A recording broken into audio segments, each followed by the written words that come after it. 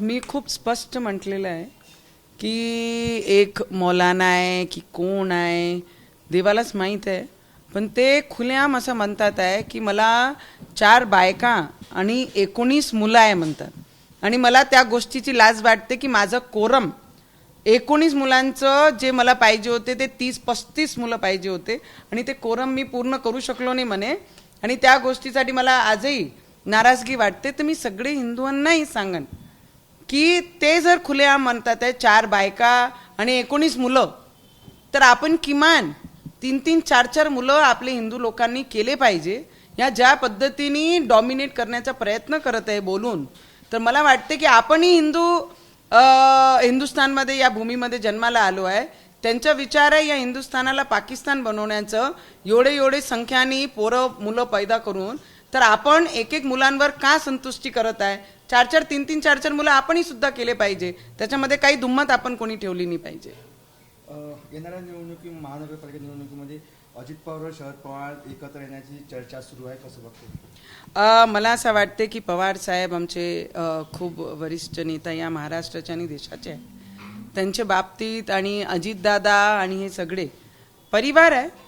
पहिलेही हे परिवारच होते आणि अजितदादांनी स्पष्ट म्हटलं होतं की मला पवार साहेबांनीच BJPमध्ये जासाठी आग्रह केला होता. आणि जेव्हा 72 आवर्स की 2 दिवसामध्ये त्यांची सत्ता बसली आणि तुटली होती, तेव्हा स्पष्ट शब्दामध्ये अजितदादांनी म्हटलं होतं की पवार साहेबांनीच मला पाठवलं होतं. आणि ते पाठवल्यानंतर ते सगळं परिवार आहे.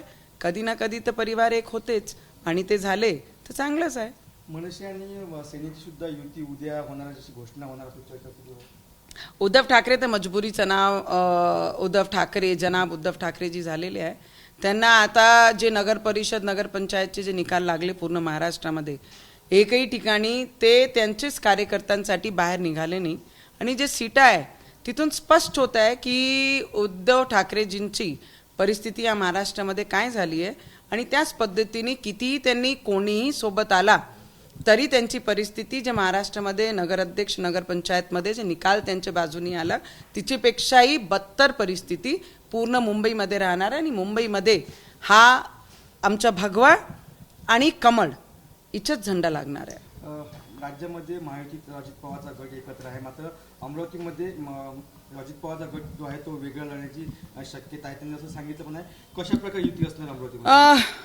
आम्ही सुद्धा आग्रह करत आहे की आम्हाला आमचे विचारधाराचे जे लोक आहे त्याच पक्षासोबत आम्ही काम केलं पाहिजे आणि त्याच पक्षासोबत आम्ही युतीमध्ये अमरावतीमध्ये काम केलं पाहिजे. आणि तीच आग्रह आमचे वरिष्ठ नेते आमचे नेत्यांकडनं आम्ही तीच मागणी करणार आहे. किती जागा एकंदरीत भाजप अमरावतीमध्ये लढणार आहे? काय किती जागा अमरावतीमध्ये लढणार आहे भाजप? ते आमचे वरिष्ठ नेते ठरवतील. पार्लमेंटरी बोर्ड आहे आमचं भारतीय जनता पार्टीचं, आणि जे त्यांचे आदेश नाही त्याप्रमाणे इथे तिकिटा वाटप होईल.